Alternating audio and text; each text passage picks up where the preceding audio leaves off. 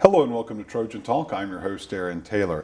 Today we'll be learning a little bit about social media and First Amendment rights. My guest today, Dr. Susan Sarapin, a professor here in the Hull School of Journalism and Communication. Thanks for joining me here today. Thank you very much, Aaron. And we're talking social media and First Amendment rights because of a study that you published bringing the two together. Tell us a little about this study and what it means.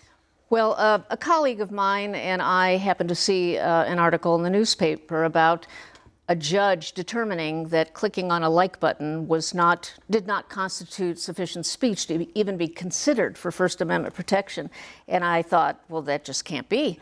So I've got to look into this, and we decided that's what we wanted to do a research study on. And so basically what the basis was is on Facebook, a popular website that everybody goes and everyone clicks like on various things throughout the day. 2 million clicks on like or a comment every minute. Every minute. 2 million. And then people don't think about, when they're doing that, what the potential legal ramifications of that is. So tell us a little about the legal ramifications that led you to look into this study, that obviously there was a court case involving someone clicking a like. Correct. This case came about in 2009.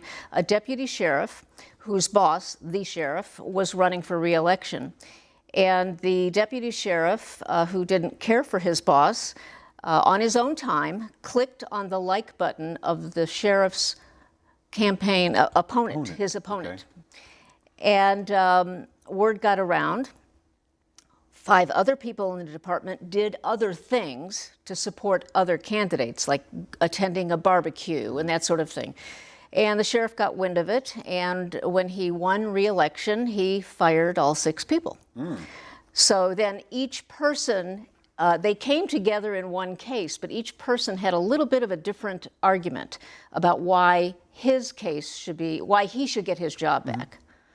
And so now ultimately it came down to the fact that the like, because it was a click, he said it was, that the first judge initially said it was not free speech. Correct. It was not speech. There is something called the McVeigh test. The first thing you have to prove in order to get First Amendment protection, actually, before you can even be considered for First Amendment protection, is that it has to be speech. You have to be speaking out.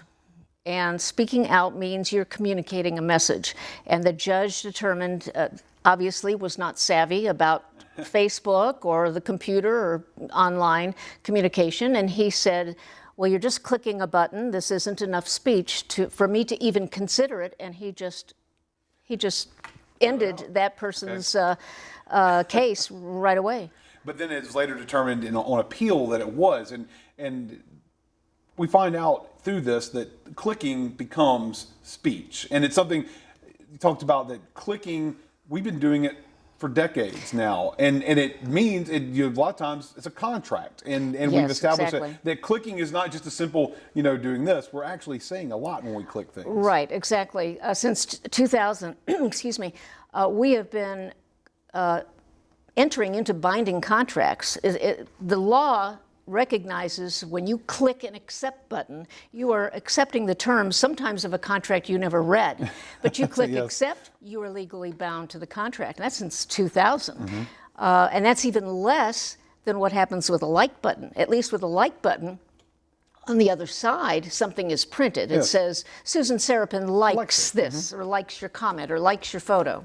So you actually get a little something from that. But a lot of people out there probably aren't even thinking about these ramifications. And in part of your study, I guess you talked to some people about their likes and what it means and how much they understand. And what did you learn from people? We learned quite a bit on the basis of relevance theory, which has to do with people's intentions. When they utter something, when they do this, or whatever, there is an intention to send a message of some sort.